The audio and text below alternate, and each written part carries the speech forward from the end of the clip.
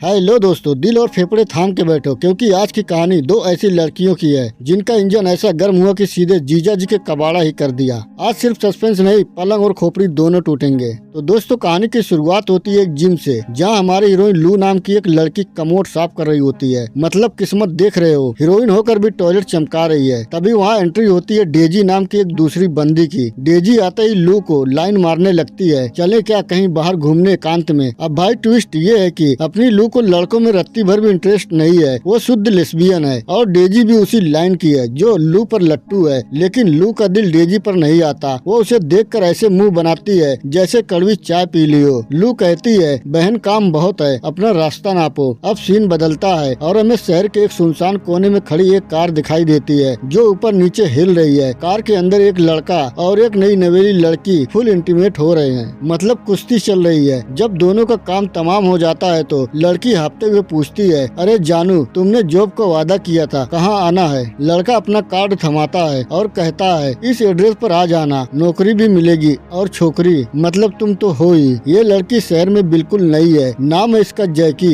बेचारी के पास न घर है न ठिकाना, रात को पब्लिक पार्क में मच्छरों से कटवाते हुए सोती है। और वो लड़का, उसका नाम है जेजे। ये भाई साहब अपनी बीवी को धोखा देने में एक्सपर्ट है। अगले दिन लू अपनी बहन बेत के घर जाती है। वहाँ जैसे ही वो कदम रखती है उसे वही कार वाला लड़का जेजे मिलता है। जी हाँ, जेजे असल में लू का जीजा है। लू उसे फूटी आंखों नहीं सुहाती क्योंकि जेजे एक नंबर का जल्लाद है जो अपनी बीवी लू की बहन पर हाथ उठाता रहता है। दूसरी तरफ जेजे उस कार वाली लड़की यानी जैकी को नौकरी दिलाने के लिए अपने बॉस लोरेस्टन के पास ले जाता है। जैकी को वहाँ वेट्रेस की जॉब मिल जाती है। अब आते हैं वापस जिम में। लू अपना काम कर रही होती है कि तभी एक पुलिस वाला आता है और लू से उसके मॉम डैड के बारे में पूछता है। लू साफ कह देती है, मेरा उन लोगों से कोई लेना देना नहीं है, वो भाड़ में जाए। पुलिस वाला जैसे ही जाता है, जिम में एंट्री होती है हमारी मस्कुलर क्वीन जैकी की। जैकी को डंपल उठाते देख लू के दिल में घंटियां नहीं सीधे डीजे बजने लगता है। लू की आंखें जैकी की कसी हुई बॉडी पर टिक जाती है। रात होते ही लू तुरंत जैकी के पास पहुंच जाती है। दोनों में बातचीत शुरू होती है। जैकी बताती है कि वो पिछले 2 साल से बस लिफ्ट मांग मांग कर यहाँ वहाँ भटकती रहती है और अगले महीने लॉस वेगस में एक बॉडी बिल्डिंग कंपटीशन है जहाँ उसे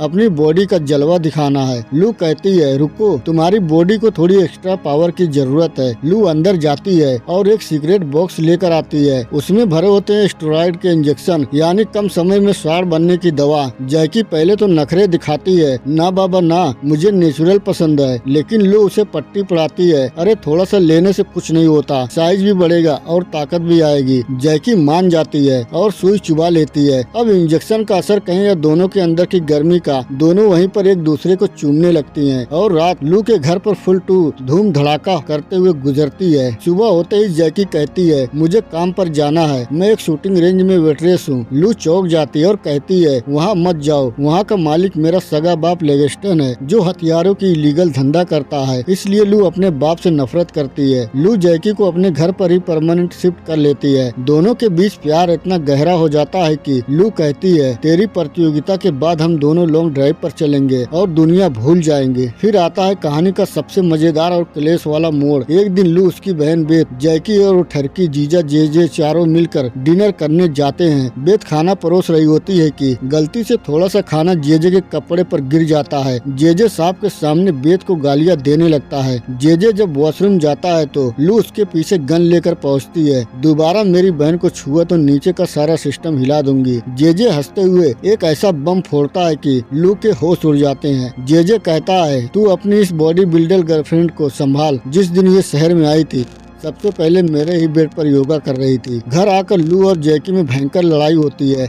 जैकी रोते हुए कहती है, मुझे नहीं पता था कि वो तेरा जीजा है और तब तो मैं तुझसे मिली भी नहीं थी। अगली सुबह लू को फोन आता है कि उसकी बहन बेत हॉस्पिटल में है। लू भागती हुई जाती है और देखती है कि बेत का चेहरा जेजे ने मार मार कर बिगाड़ दिया है। जैकी को जब ये पता चलता है तो उसका स्टेरॉइड वाला खून उबल जाता है। वो गुस्से में सीधे जेजे के घर घुसती है और जेजे को इतना कूटती है कि जेजे सीधे यमराज के पास पहुंच जाता है। हॉस्पिटल में लू जब अपनी कार की चाबी ढूंढती है तो उसे नहीं मिलती। वो टैक्सी से जब जेजे के घर पहुंचती है तो बाहर उसकी खुद की कार खड़ी होती है। अंदर जाने पर नजारा देखने लायक होता है। जेजे का कबाड़ा हो चुका था और वॉशरूम में जैकी हाथ में खून लिए सहमी बैठी थी। लू सोचती है पुलिस को फोन करे, लेकिन प्यार अंधा होता है बॉस। लू कहती है टेंशन मत ले, मेरे बाप का एक परमानेंट कब्रिस्तान है, लाश को वहीं ठिकाने लगाएंगे। दोनों लाश को जेजे की ही कार में ठूसती हैं। रास्ते में वो उंगली करने वाली डीजे मिल जाती है। अरे लू, आज जीजा की कार क्यों चला रही हो? लू उसे डांट कर भगा देती है और ऊपर से आग लगा देती है। ये वही खाई है जहाँ लू का बाप अपने दुश्मनों को परमानेंट सुलाता है। अब अगले दिन दोनों वेगस तो पहुँच जाते हैं, लेकिन लू को डर है कि पुलिस धुआं देखकर लाश ढूंढ लेगी। इसलिए लू जैकी को कमरे में बंद करके वापस अपनी बहन के पास हॉस्पिटल आ जाती है। इधर पुलिस को खाई में जेजे की जली हुई लाश के साथ कई पुरानी कंकाल भी मिल जाती है। वहाँ कमरे में बंद जैकी डर के मारे स्टेरॉइड का ओवरडोज ले लेती है। वो होश खो बैठती है और लू के मना करने के बावजूद उसे धक्का देकर सीधे स्टेज पर पहुंच जाती है। अब बॉडी बिल्डिंग के स्टेज पर जहाँ उसे बॉडी दिखानी थी, वहाँ दवा के ओवरडोज की वजह से वो सबके सामने उल्टी कर देती है। लोग हंसने लगते हैं तो जैकी स्टेज पर ही लोगों को पीटने लगती है। पुलिस उसे उठाकर जेल में डाल देती है। जैकी जेल से लू को फोन करती है, लेकिन फोन उठाती है वो जलनखोर डेजी। डेजी जैकी से झूठ बोलती है कि लू अब तुमसे बात नहीं करना चाहती। असल में डेजी को लाश वाले कांड का पता चल चुका था और वो लू को ब्लैकमेल करके उसके साथ बिस्तर गर्म कर रही थी। जब लू से मदद नहीं मिलती तो जैकी लेगस्टन को फोन करती है। लेगस्टन उसे जेल से छुड़ाता है, लेकिन बदले में उसे एक गन देकर कहता है जाओ उस डेजी को उड़ा दो, वो बहुत बकबक कर रही है। जैकी सीधे लू के घर जाती है और लू के सामने ही डेजी के सीने में गोलियां दाग देती है। इसके बाद जब जैकी वापस लेगस्टन के पास आती है तो बुढ़ा लेगस्टन धोखे से जैकी के सिर पर वार करके उसे बंधक बना लेता है। इधर लू अपने घर में डेजी की लाश को सोफे के पीछे छुपा रही होती है कि पुलिस आ जाती है। पुलिस कहती है हमें पता चला है कि 12 साल पहले तुम्हारी माँ ने तुम्हारे बाप के खिलाफ सबूत देने की कोशिश की थी और उसी दिन से वो गायब है। हमें शक है कि खाई में एक कंकाल तुम्हारी माँ का भी है। पुलिस को जाते ही लू के बाप का फोन आता है, अगर पुलिस को कुछ भी बताया तो तेरी इस बॉडी बिल्डर गर्लफ्रेंड के टुकड़े टुकड़े कर दूंगा। लू बिना डरे डेजी की लाश को कार की डिग्गी में डालती है और अपने बाप के अड्डे पर पहुंच जाती है। वहां चालाकी से जैकी को आजाद करती है और कहती है तुम पीछे के रास्ते से भागो, लेकिन तभी बुढ़ा लेगस्टन पीछे से आकर लू के पैर पर गोली मार देता है। लू दर्द से चिल्लाती है। लेगस्टन क्रूरता की हद पार करते हुए लू के जख्म पे उंगली डाल देता है। अपनी प्रेमिका की ये चीख सुनकर जैकी के अंदर का स्टेरॉइड और गुस्सा 7वें आसमान पर पहुंच जाता है। गुस्से में उसका शरीर किसी हल्क जैसा भारी भरकम दिखने लगता है। वो दहाड़ते हुए आती है और बुढ़े लेगस्टन को हवा में उठा लेती है। लू तुरंत पिस्तौल उठाती है और पुलिस के आने से पहले अपने पापी बाप को हमेशा के लिए शांत कर देती है। तो दोस्तों ये मूवी यहीं पर खत्म हो जाती है। अगर आपको ये मूवी पसंद आई है तो हमारे चैनल को सब्सक्राइब जरूर करें और वीडियो को लाइक जरूर कर दें। बहुत मेहनत लगती है वीडियो बनाने में। मिलते हैं दूसरी वीडियो में। Bye bye, take care, thank you for watching.